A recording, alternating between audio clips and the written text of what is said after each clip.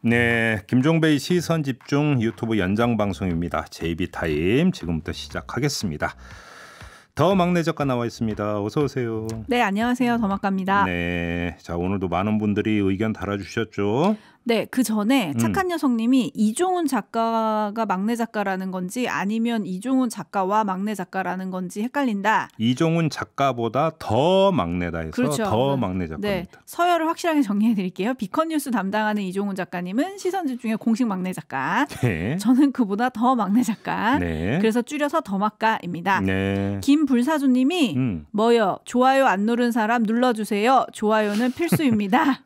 예, 그 멘트도 필수입니다. 네, 네, 라고 해주셨는데요. 네. 좋아요 꾹, 구독 꾹, 그리고 공유 많이 네. 부탁드리겠습니다. 네. 그리고 경프로님, 이게 이제 모범 답안인데 네. 좋아요 누르고 입장합니다. 네, 입장하실 때 눌러주시면 감사하겠습니다. 본방을 복귀해 보겠습니다. 예. 이른바 AS 타임인데요. 오늘 이제 뉴스 세계에서 그 백신 얘기 잠깐 했잖아요. 네. 그때 장경선님이 전혀 도움 안 되는 백신에 대한 발언은 삼가해 주시길 언론도 정치권도 쯧쯧 이렇게 보내주셨고요. 예. 매누님은 네. 백신 정치화도 문제지만 준비 내용을 명확하게 알리지 않았던 정부도 문제다. 네네. 이응님은 백신보다 치료제가 먼저 아닌가요? 이맹호님, 접종은 늦게 하더라도 확보는 해놔야죠. 네, 네 의견이 좀 갈렸다는 네. 거 알려드리고 네. 또 연말 특집으로 저희가 AS 인터뷰를 하고 있잖아요. 네. 오랜만에 장인수 기자님과 검언 유착 보도 그 후 댓글 폭발했죠. 네, 그리고 장인수 기자님을 기억하시는 분들이 정말 많더라고요. 그럼요. 예. 네, 아마 지금 돌아가시면 제 댁으로 돌아가시면서 이걸 보고 있다면 팬이 되게 많았다 이 얘기를 좀 전해드리고 싶고 네. 참기자다 막 이런 얘기 네. 변하지 말아달라 이런 얘기 많았고요. 네. 아이디가 하트 3개인 촌철님인데 네. 한동훈은 수사는커녕 조사도 못하고 핸드폰도 압색도 못하는 검찰의 선택적 수사 네. 선택적 기소는 어쩔 거냐 네. 황선희님 네. 한동훈 측 협조만 바라는 수사 진짜 답답하다. 그리고 권언 유착 프레임이 또 있잖아요. 예, 공격하는. 예. 거기에 대해서 이금희님. 장 기자가 신이네. 가드. 제가 좀 전에 계속 그 핸드폰을 보면서 지금 했는데 이유가 있는 게 네. 어제 제가 아주 인상적인 닉네임을 하나 발견을 했고 그분이 달아주신 댓글도 인상적이어서 찾다가 네. 근데 이거 방송에서 얘기해도는 닉네임이 좀 그런데 뭔데요? 대가리 털 빠진 오빠인가 대가리 털 빠진 아저씨인가 닉네임이 그래요. 이거는 그냥 닉네임이니까 제가 한 거 아니에요. 네. 더마까 얼굴 보여라 이렇게 딱 댓글 달았더라고요. 네, 그건 좀 미련을 버리시는 게 좋을 것 같습니다. 이재천님. 와, 일축하네. 네, 네. 이재천님. 네. 언론이 진실을 보도하면 권력이 맑아진다. 그다음에 착한 여성님. 검찰 수사에 대해서 김학의 얼굴도 구분 못하는데 음성은 그냥 덮지. 네. 그리고 AS 인터뷰 남은 건 AS 타임 남은 건 진성준 의원 3부에서 만나봤죠? 네. 와 진짜 촌철님들 댓글 또 폭발했는데 일단 1가구 1주택법을 발의를 해서 지금 난리가 났잖아요. 주거기본법. 네. 하정호님 그럼 이미 실현되고 있는데 굳이 왜 법을 만들어서 괜한 논란을 일으키지? 선언 정도로 무슨 실익이 있지? 불꽃스킹님. 네. 청약제도는 당장 집이 필요한 젊은 층들이 점수를 받을 수 있는 구조가 아니라는 게 문제다.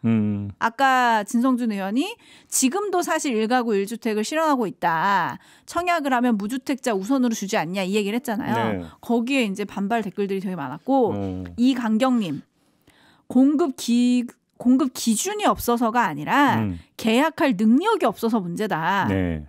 그동안 기회를 충분히 주었음에도 분양 못 받은 것이 아니다. 소득이 차이가 없도록 양질의 일자리를 먼저 생각해라. 그래야 잡힌다 이런 얘기였고요. 네. 오늘 그리고 또 관심이 집중되는 분이 있죠. 변창흠. 네. 국토부 장관 후보자. 네. 청문회가 예정돼 있습니다. 네. JS님. 공직자는 무엇보다 도덕성이다. 토미유님. 변 후보자 발언이 본인의 기본 철학 아닌가요? 후보자일 때야 무슨 말인들 못할까요? 사과했다는 그거에 대해서 얘기하시는 거예요. 네, 후보자, 네, 후보자 딱지 떼면 또 자기 철학대로 언행을 할 것 같다.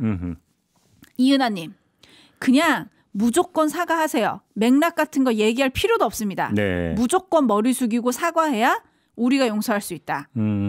제기되면 뭔가 도덕성에 문제가 좀 있다 이런 판단인 거죠. 그러니까 네, 네. 예. 진성준 의원이 뭐 이런저런 얘기를 했었는데 되게 촌철님들이 약간 부정적이고 좀 화가 좀 많이 나셨어요. 정미숙님, 집값 잡아주세요.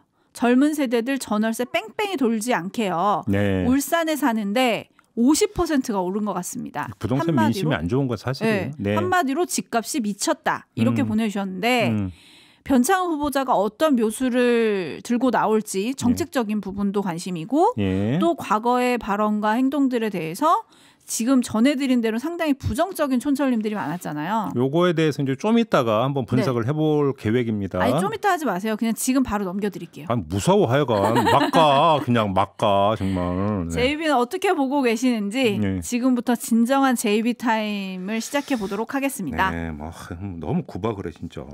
아니에요, 무슨 구박이에요. 구박이지. 아니 이 댓글 타임이 좀 길다는 분들이 있어가지고 제가 좀 마음이 급했어요. 알겠습니다. 자, 오늘 준비한 내용은 두 가지인데요.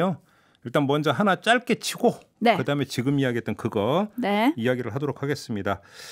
자, 오늘 먼저 이야기할 게 하나 있는데요. 지금 기사 캡처받은 게 있죠. 그걸 좀 올려주세요. 제가 이 얘기부터 좀 해야 될 것 같은데 오늘자 동아일보가 어떤 기사를 올렸냐면 지금 그 유튜브에 그 기사가 떴어요. 윤신문 당일 문 대통령 대법원장의 권력기관 개혁 관심을 이라고 하는 제목의 기사를 올렸습니다. 내용을 이게 오늘자 조간에도 실렸어요. 내용을 좀 그대로 전해드리면 어제 청와대에서 5부 요인 초청 간담회가 있었대요. 네. 이 자리에서 문재인 대통령이 권력기관 개혁 문제를 언급을 했는데 이 당장은 그로 인한 갈등들이 있고 우리의 완전한 제도로 정착시키면서 발전시켜 나가야 되는 그런 과제들도 여전히 남아있다. 그리고 그 점에 대해서도 헌법기관장들께서 각별히 관심을 가지고 힘을 모아주시기를 바란다. 이런 요지의 발언을 했는데 이걸 두고 법조계에선 윤석열 검찰총장의 징계불복 소송을 법원이 검사 징계법에 대한 위헌 소송을 헌법재판소가 심리 중이어서 문 대통령의 권력기관 개혁 언급이 부적절했다는 비판이 제기되고 있다. 이렇게 지금 보도를 했어요. 네. 그러니까 어제 뭐가 있었냐면 윤석열 총장 쪽에서 이 정직 2개월 징계 처분 효력 정지 그러니까 신청을 냈잖아요. 그거에 대한 이제 심리가 있었는데 왜 하필이면 그날 하느냐. 그다음에 헌재 같은 경우는 또 이제 위헌 소송 됐잖아요. 검사 징계법에 대해서. 그 심리 중인데 왜 그 이 타이밍에 대법원장과 헌법재판소장 불러서 권력기관 개혁을 이야기하는 거냐. 부적절하다. 결국은 부적절하다. 네. 이런 요지의 보도를 내놨고 국민의힘도 어제 대변인 논평을 내놨어요. 그러면서 뭐라고 했냐면 이건 삼권 분립, 사법부의 독립성을 뒤흔드는 무리수다. 이런 논평을 내놨어요. 근데 그러니까 대통령이 아주 중요한 재판 그다음에 중요한 심리가 열리고 있는 타이밍에 왜 대법원장을 불러서 뭐 헌법재판소장 일단 빼고 대법원장만 갖고 얘기합시다. 네. 왜 대법원장을 불러서 권력기관 개혁 이야기를 하느냐. 결국은 이거 신호준 거 아니냐. 뭐 이런 어떤 문제의식 아니겠습니까? 네. 그런데 좀 짚어야 될 대목이 세 가지가 있는 것 같아요. 세 가지? 과연 이렇게 지금 이게 그 몰아갈 성질의 사안인가? 이걸 좀 말씀을 드리고 싶은데요. 첫째, 이 기사 내용이 나오는데 김명수 대법원장에게 청와대 참석을 요청한 타이밍이 이달 초래요. 이달 초. 네. 신문기일은 며칠 전에 잡혔죠. 그렇죠. 그러면 이걸 어떻게 봐야 되는 걸까요? 의도적으로 그러니까 그 행정법원의 심리를 염두에 두고 대법원장을 불러서 압박을 가한 거다. 내지 시그널을 던진 거다. 이렇게 놓고 본다면 이게 타이밍에 맞지가 않아요. 네. 그죠? 이달 초면은 징계 결정이 나오기도 전이잖아요. 네. 그러니까 징계 효력 정지 신청을 낼 수도 없는 상황이었잖아요. 이때 청와대 초청 일정이 잡혔답니다. 이걸 어떻게 봐야 될지는 우리 애청자 여러분들 촌철님들이 충분히 판단 가능하시겠죠. 네. 그다음에 두 번째 이 기사 내용을 보면 박민식 전 의원의 말을 인용을 해서 보도하기를 사건의 실질적 피고가 재판장의 상급자를 재판 당일 만난 것이다. 이렇게 성격 규정을 했어요. 다시 읽어드리면 사건의 실질적인 피고가 문재인 대통령을 뜻하는 겁니다. 대통령이? 재판장의 상급자를, 그러니까 대법원장을 뜻하는 거예요. 재판 당일에 만난 것이다. 이렇게 지금 그 지적을 했는데, 자 그러면 한번 봅시다. 대통령은 행정부의 수반이죠. 네. 그죠? 그다음에 지금 그 심리가 진행된 곳이 저기잖아요. 행정법원. 그죠? 행정법원, 행정소송은 행정처분에 대한 소송으로 여기에 대해서 대통령 포괄적 책임을 져요. 행정부의 수반이니까. 네. 그죠? 그다음에 또 일부 형사사건 피고인 같은 경우 대통령과 일하는 사람들도 있을 수가 있겠죠. 자 그러면 이 모든 게 다 걸리는 거 아닙니까? 이 논리로 따지면? 그렇죠. 그죠? 언제 만나도. 그죠? 네. 그럼 언제 만날 수 있어요? 대통령과 대법원장은? 영원히 만나면 안 되는 관계겠네요. 그러면? 그잖아요. 네, 뭐 그렇게 네. 따지고 아니 제 지금 그 논리를 그대로 받아서 다시 그러니까 되묻는 거예요. 네. 그잖아요. 네. 그러면 그러니까 대통령과 대법원장은 한 번도 만나면 안 되는 거잖아요. 그죠? 네. 아니면 행정법원 없애버리든지 그래야 되는 거 아닌가요? 근데 더 본질적인 문제는 이런 거 빼고 이건 격가지예요, 사실은. 네. 이거 빼고 이런 식으로 문제의식을 갖는 것 자체가 제가 볼 때는 이게 이런 사고가 사법농단적인 사고라는 거예요. 제가 느끼는 문제의식이. 왜 그러냐면 자 중요한 재판을 앞두고 대통령이 대법원장을 청와대로 부르는 것 자체가 부적절하다는 얘기잖아요. 한마디로 이야기하면. 네. 그것이 재판에 영향을 미칠 수 있는 거 아니냐 그 얘기잖아. 그죠. 하고 싶은 그 얘기죠. 예. 그러니까 법관이 대통령이나 대법원장의 심기를 헤아려서 재판을 한다라는 전제를 깔고 있는 거잖아요. 이런 그러니까 논리에는 이게 법관 모독이에요. 이게 그런 거 아닌가요? 네. 그잖아요. 그러면 법관은 오로지 법률과 양심에 따라서 재판하는 사람들이 아니라 대통령이나 대법원장의 심기나 어떤 뭐냐면 동선 그러니까 파악해가면서 그 심기 헤아려서 재판하는 사람이다라고는 전제가 깔려 있는 건데 듣는 법관들이 어떻게 느낄지가 저는 궁금하다라는 거예요. 이것이. 네. 그다음에 또 한 가지 한번 얘기를 하면 대통령의 권력기관 개혁 이야기한 게 이번이 처음이 아니에요. 그 전에도 수없이 했어요. 더 나아가서 공약사항이기도 했어요. 그렇잖아요. 네. 각별한 대통령의 관심사항이라는 것은 국민이 다 알아요. 네. 그러면 범위를 넓히면 그런 것까지도 다 이야기가 그럼 임기 내내 한 번도 못 만난다는 얘기잖아요. 따지고 들어가면. 네. 그런 거 아닌가요? 네.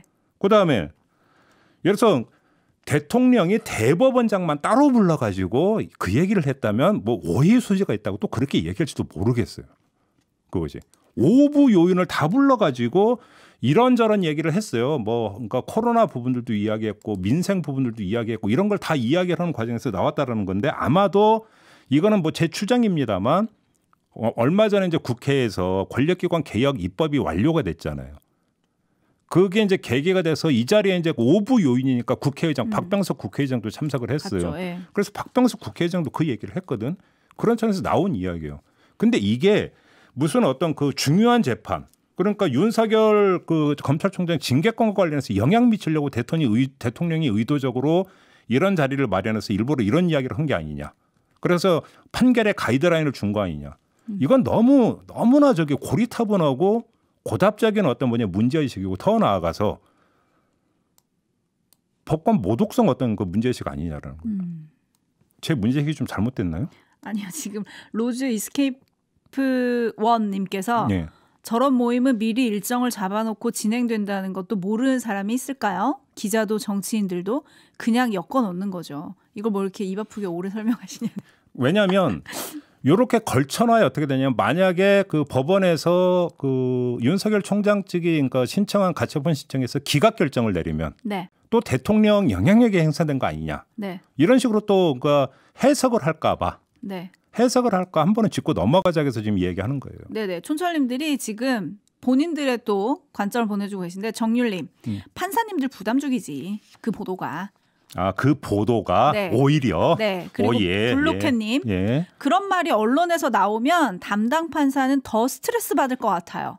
다들 이렇게 조금 보고 계시네요. 아, 오히려 대통령의 청와대 발언이 아니라 이런 보도가 오히려 법관들한테 영향을 미친다. 그렇죠. 그렇게도 볼 수 있는 여지가 있죠. 네. 네, 네. 아까 이 논리로 따지면. 네. 그렇죠. 네. 요 정도 합시다. 네. 네.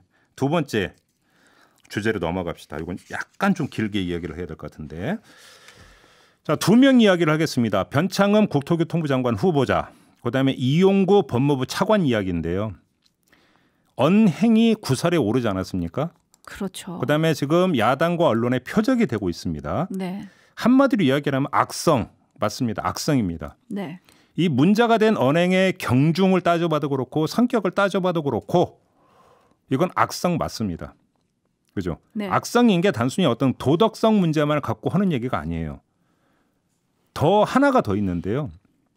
문재인 정권의 상징 코드라고 할 수 있는 공정이나 정의 같은 문제 얽혀 있지 않습니까? 네. 그런 점에서 악성인 측면이 있어요. 근데 요거 말고 하나가 더 있는 게 뭐냐면 중대한 요소가 더 있는데 두 사람을 비유하자면 이 두 사람은 전략적 요충지에 서 있는 사람들이에요.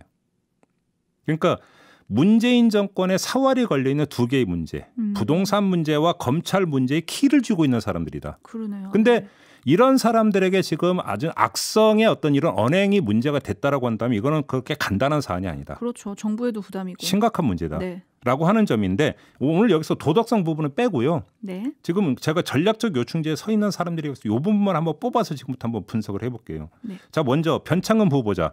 왜 이 사람을 그 국토교통부 장관으로 지명을 했는가? 그 인사 포석부터 한번 짚어볼게요.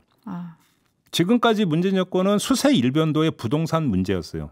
부인할 수 없어요. 네. 그잖아요. 문재인 대통령 국정수행 지지도 조사를 해보면 부정평가 1등이 계속 부동산이었어요. 네. 그러니까 정권 차원에서는 수세 일변도일 수밖에 없었는데 이런 부동산 문제의 전기를 마련할 인물로 아마 평가를 했던 것 같아요. 이건 어디서 그 방증이 나오냐면 어제 심상정 정의당 의원이 변창흠 후보자를 직격을 했어요. 직격을 하면서 했던 말이 한마디 걸친 게 있는데 이걸 잘 읽어볼 필요가 있어요. 변창흠 후보자가 주택 정책에 대한 진일보한 입장을 가지고 있고 이를 소중하게 생각한다. 하지만 그러니까 논법은 이렇게 가는 건데 바로 그 문장만 제가 뽑았어요. 왜 그러냐면 아까 잠깐 진성준 의원하고 인터뷰할 때도 그 질문을 잠깐 던졌습니다만 그러니까 변창흠 후보자는 공공자가주택 그 정책의 일가견이 인물로 지금 평가가 되고 있거든요. 그러니까 변창흠 후보자가 만약에 장관 임명장을 받는다면 변창흠 장관 주도로 부동산 정책의 공공성의 색깔을 강화할 수가 있죠. 그렇게 되면 문재인 정부의 부동산 정책에 족보를 만들 수 있다는 겁니다. 네. 그러니까 그 족보를 만들 수 있고 견고한 지지층을 형성할 수 있는 정책의 색깔이 확실해지는 거기 때문에 그래서 문재인 정부의 부동산 정책의 어떤 뭐냐면 야당과 언론의 합공 이걸 어느 정도 방어해낼 수 있다. 아마 이렇게 기대를 했던 것 같아요. 네. 인사 포석에서는. 네. 근데 이런 걸 또 하나 읽을 수 있는 게 조금 전에 인터뷰했던 이 진성준 의원을 비롯해서 민주당 의원들이 부동산 시장의 통제를 강화하고 공공성을 강화하는 내용의 법률 개정안을 지금 잇따라 발의하고 있지 않습니까? 이것도 같은 맥락에서 이해가 될 수 있는 거죠. 네. 그러니까 문제가 뭐냐면 예를 들어서 지금의 어떤 정책 수단을 총동원해서 부동산 시장 판을 한 번에 확 180도 뒤집어 엎을 수 있는 부분은 한계가 있다. 그렇게 보면서 오히려 부동산 정책의 색깔을 더 강화해 들어감으로써 오히려 어떤 지층의 견고한 지지를 다지는 측면으로 가자. 이렇게 판단했을 수가 있다라는 거예요. 네. 저는 그런 전략적 판단이 있을 수 있다고 생각을 해요. 근데 그런 어떤 판단 하에서 변창흠 카드라고 하는 것을 꺼내든 것 같은데 문제는 자 이렇게 전략적으로 포석을 깔고 변창흠 카드를 꺼냈는데 만약에 낙마를 한다고 한번 가정을 해봅시다. 낙마를 하면 어떻게 됩니까? 정치적 데미지는 여기서 설명 안 해도 되겠죠. 엄청 크겠죠. 두 번째는 문제는 인력 풀의 문제가 발생을 해요. 네. 인력 풀의 제한이 있는 거죠. 만약에 부동산 정책을 지금 이야기하는 공공성 강화라고 하는 걸 통해서 문재인 정권표 부동산 정책을 족보를 이렇게 잡겠다고 만약에 했으면 풀이 한정이 돼 있다는 겁니다. 그렇죠. 그래서 오히려 이것이 이제 여러 가지 현실적인 문제 때문에 만약에 한번 이렇게 가정을 해보죠. 국토교통부 안에서 승진 기용을 한다. 한번 이렇게 가정을 해봅시다. 그러면 이 국토부 관료들의 성향상 창의적이면서도 정치적인 색깔이 뚜렷한 정책을 과연 집행할 수 있을까요? 제가 볼 땐 쉽지 않다고 보거든요. 쉽지 않죠. 예. 아무리 잘해야 상황 관리인데 아무리 잘해야 상황 관리하면 아무리 잘해도 기본 점수 이하라는 거예요. 그냥 일상적 동네북 신세를 면할 수가 없다. 네. 그래서 오히려 공격이 최선의 방어다라고 하는 측면에서 공공성 강화 쪽으로 간 것 같은데 변창흠 카드가 낙마를 한다면 그것이 좌절된다라는 거예요. 그래서 타격이 크다라는 것이죠. 네. 정권 입장에서는. 네. 일단 여기까지만 체크. 두 번째, 이용구 법무부 차관의 경우인데요. 이용구 법무부 차관을 차관으로 그 인사를 냈던 포석부터 역시 좀 짚어봅시다. 법무차관 고기영 차관이 사퇴를 하지 않았습니까? 네. 그런 점에서 급조된 인사예요. 일단. 네. 그러니까 급조된 인사인데 그냥 급조했다고 해서 이거저거 안 가리고 했던 게 아니라 여기도 포석이 깔려 있었다고 저는 분석을 해요. 계산을 하고 했겠죠. 그러니까 윤석열 총장에 대한 징계가 추진되고 있는 상태이지 않았습니까? 그러니까 사람들은 전부 다 뭐냐면 그래서 어떤 징계 위원 가운데 한 명 긴급 투입용 이것만 보던데 제가 볼 때는 그 정도가 아니라 징계 이후까지를 대비를 해서 쓴 카드다. 이렇게 봐야 될 것 같은데요. 징계 이후. 예, 뭐냐면 판사 출신이잖아요. 네. 그다음에 비검사예요. 그다음에 법무실장을 지냈어요. 법무부. 네. 그러니까 판사 출신으로 검찰의 조직 논리에 휘둘리지 않으면서도 법무 행정에 밝아요. 그러니까 바로 이런 점을 고려를 해서 징계 이후에 이 검찰 조직의 반발 내지 이완 이것을 행정적으로 관리할 수 있는 인물이다라고 평가를 한 것 같아요. 여기에다가 만약에 추미애 장관의 사퇴까지도 염두에 뒀다면 후임 장관이 안착할 때까지 가교 역할도 할 수 있다라고 아마 보면서 이용구 카드를 꺼내들었던 것 같아요. 네. 포석이. 네. 근데 자 그러면 이런 카드가 만약에 낙마를 한다면 어떻게 될까를 한번 보자라는 것이죠. 뭐냐면 지금 여기서 제가 조금 전에 말씀드린 것은 그 과정의 어떤 리스크 관리라고 하는 점이 큰데 그건 역으로 리스크가 그만큼 커진다는 이야기가 되는 거죠. 엄청 네 커지겠죠. 뭐냐면 근데 여기서 이용구 차관의 이 문제를 집중적으로 공격하는 것이 단순히 이용구 차관이 반윤석열이고 징계 위에 가담을 했고 이런 차원으로 한정이 되는 게 아닌 것 같고요. 네. 어떤 점을 주목해서 봐야 되냐면 이용구 차관 문제가 불거졌을 때 공격 포인트가 어디였는가 야당이나 언론이 이거를 잘 보면 검경 수사권 조정 문제를 계속 제기를 해요. 경찰이 납득할 수 없게 이건 특가법을 적용할 수 있는데도 대충 뭉개버리고 그냥 종결 처리했다. 이게 경찰이다. 이런 경찰에게 수사권을 넘긴다는 게 말이 되느냐라는 논리를 깔면서 지금 이용구 공격에 들어가고 있다는 네. 겁니다. 그런데 이 대목이 왜 중요하냐면 지금 여권에서는 어떤 주장이 나오고 있냐면 아예 이참에 2단계 검찰개혁으로 가서 수사권과 기소권을 아예 완전히 분리해버리는 방안을 추진해야 된다. 이런 이야기가 나오고 있는 상태에서 이 문제가 터졌다는 거예요. 그러면서 이용구 차관 문제에 대해서 공격 포인트를 그쪽으로 지금 맞추고 있다고 한다면 이것도 역으로 상대적 포석 깔기를 하고 있는 거다. 이렇게 해석할 여지가 있는 거죠. 네. 그래서 만약에 낙마를 하게 된다면 이 문제가 계속 불거질 거라는 겁니다. 그러니까 정권의 눈치를 보는 경찰의 이미지 이거를 극대화하면 할수록 2차 검찰개혁의 예봉을 꺾을 수 있다. 이렇게 판단할 수가 있다는 것이죠. 네. 자 그렇다고 이런 점을 고려해서 바로 낙마라고 하면 또 어떻게 됩니까? 추미애 장관의 사태가 이제 거의 기정사실화된 상황 아니겠습니까? 이런 상태에서 법무부의 공백 상태가 연출이 되는 거죠. 그렇다고 차관을 바로 교체하더니 장관 교체 이전이라고 하는 또 이런 문제가 발생을 해요. 그러니까 이러지도 못하고 저러지도 못하는 이런 문제가 지금 여기에 얽혀 있다. 그러니까 뭐냐면 변창흠 요인이나 이용구 요인이나 모두 진퇴양난의 측면이 있다라는 거예요. 그러니까 제가 볼 때 출구가 있냐? 어떻게 해야 될까요? 라고 하는 사람들이 많이 물어보는데 솔직히 제가 말씀드리면 묘수는 제가 볼 때는 솔직히 말씀을 드려서 없어요. 이건 뭐냐면 알렉산더의 칼이라고 끊는 것 외에는 제가 볼 때는 별로 묘수가 없어 보이는데 다만 하나 말씀을 드릴 수 있는 게 뭐냐면 지금 이 이어져 왔던 며칠간 이어져 왔던 이 문제의 어떤 판의 어떤 전환점이 될 수 있는 계기는 하나가 있을 것 같다. 네. 요즘만 좀 환기해 드려야 될 것 같은데요. 이 전환점에서 어떻게 행동하고 어떻게 판단하는지가 결국은 중요한 문제다라고 하는데 그게 뭐냐. 변창흠 요인과 관련해서 중요한 전환점 바로 오늘의 인사청문회. 이거는. 그러니까 뭐냐면 이 자리에서 그 변창흠 후보자가 이중의 처신을 얼마나 잘하느냐 못하느냐가 관건이다. 결국 본인이 넘어야 되는 건가요? 바로 그거죠. 일단 자신의 언행에 대한 그다음에 자신의 행적에 대해서 제기됐던 의혹에 대해서 얼마만큼 뜨겁고도 확실한 사과를 하고 의혹을 해소할 수 있느냐 없느냐. 이게 하나가 있고요. 또 한 가지는 이중의 처신이라고 했는데 변창흠표 정책이라고 제가 아까 말씀을 드렸잖아요. 네네. 변창흠표 정책을 얼마만큼 오늘 이 청문회장에서 부각시킬 수 있느냐가 또 다른 요인이라는 거예요. 근데 사실 이거는 그러니까 변창흠 후보자가 얼마나 잘하느냐도 중요하지만 또 여당이 얼마만큼 판을 깔아주느냐의 문제도 있기는 해요.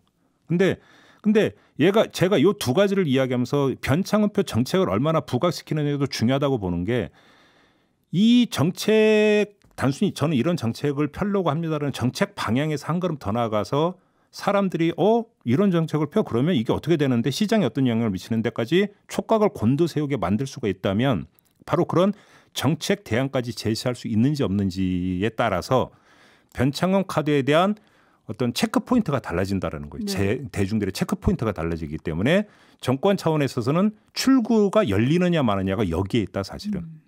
제가 볼 땐 그렇게 보고요. 네. 이용구 차관의 경우를 말씀을 드리면 그 전환점은 윤석열 총장 결국은 그 효력 정지 신청에 대한 법원의 판단 이게 아마 전환점이 될 거라고 생각을 해요.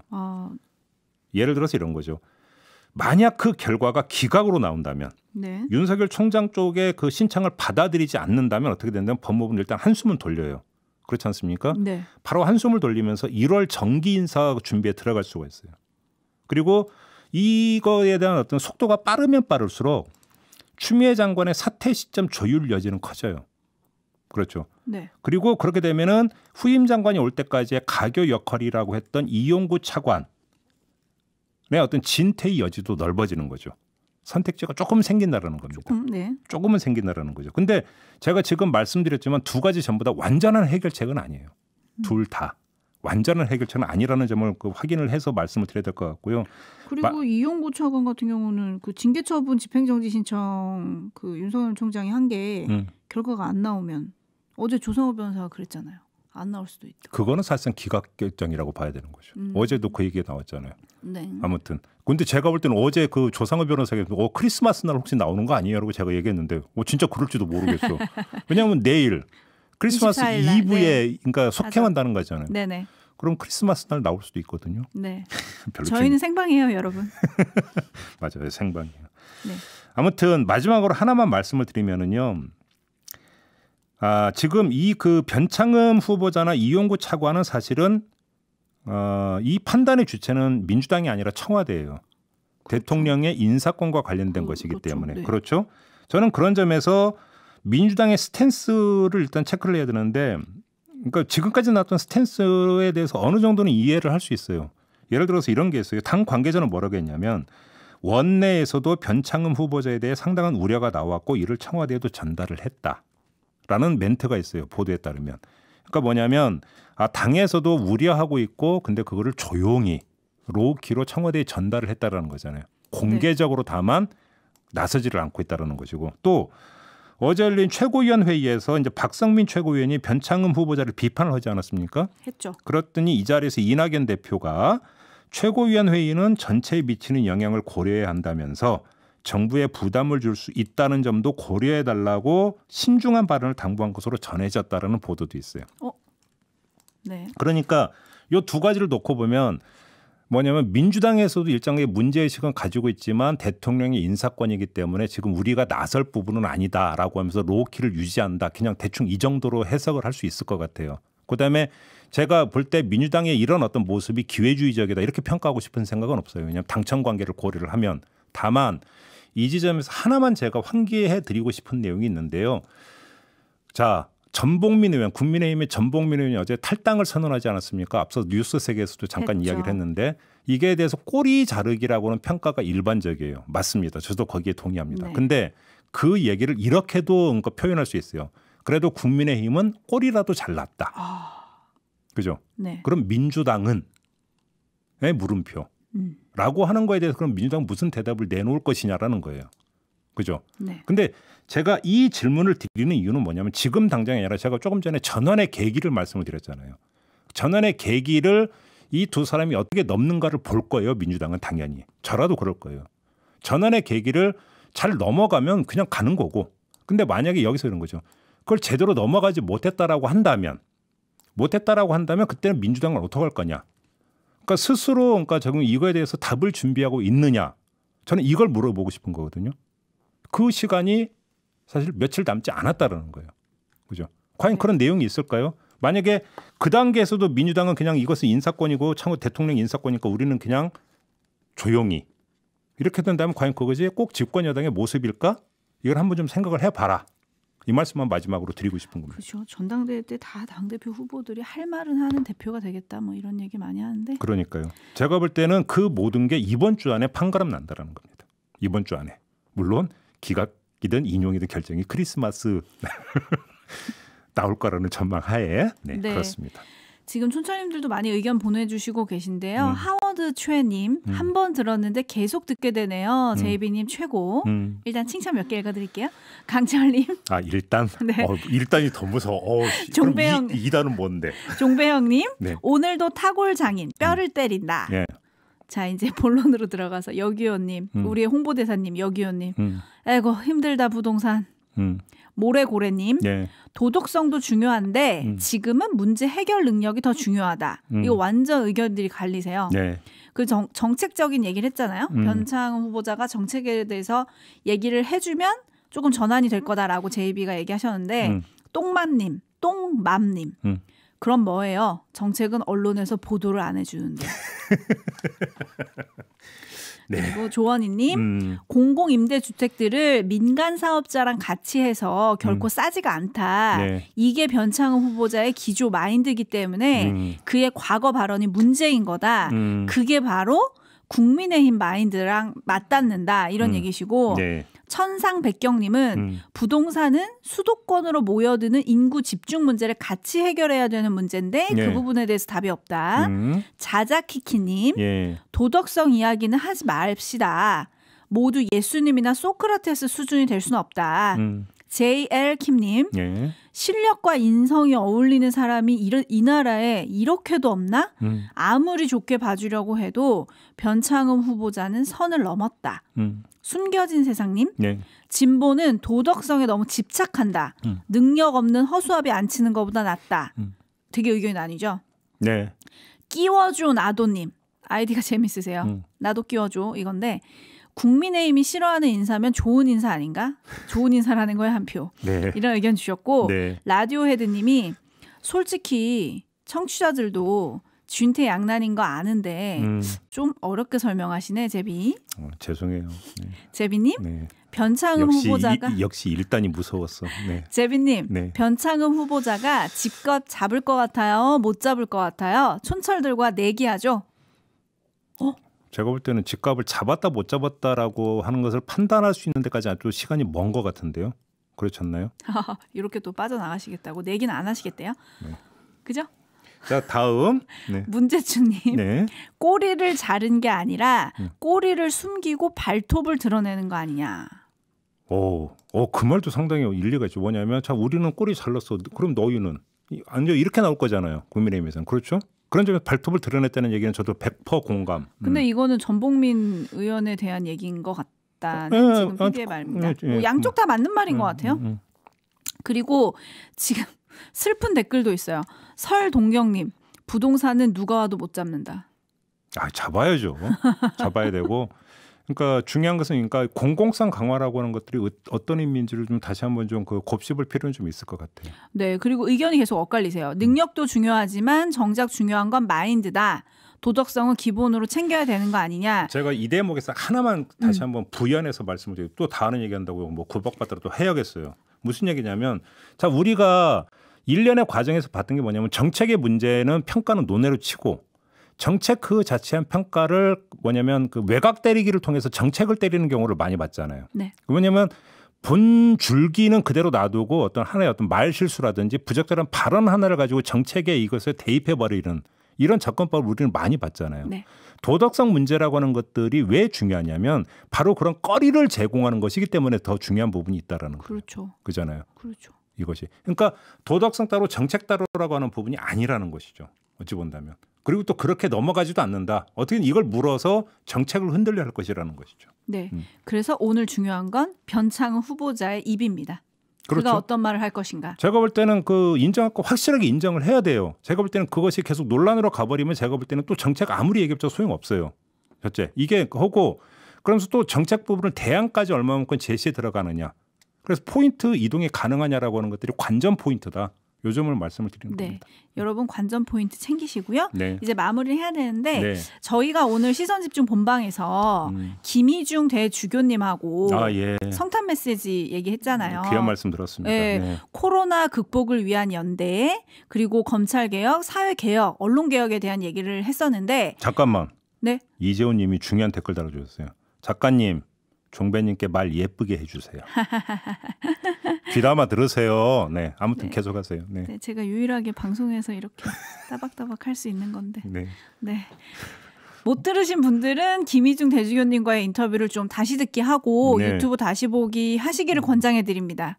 그러면서 알로에님이 그때 본방할 때 이기주의보다 이타주의가 더 요구되는 요즘입니다. 라는 댓글 보내주셨고 김영선님이 대주교님 말씀대로만 하면 세상이 그렇게 바뀌면 얼마나 좋을까요? 그럼요. 철학이 무엇인가? 사는데 뭐가 중요한가를 생각하고 삽시다. 라고 보내주셨습니다. 저는 요 한 말씀만 드리고 마무리할게요. 아까 그래서 이제 헌법 정신 말씀하셨잖아요. 그래서 제가 질문 드렸잖아요.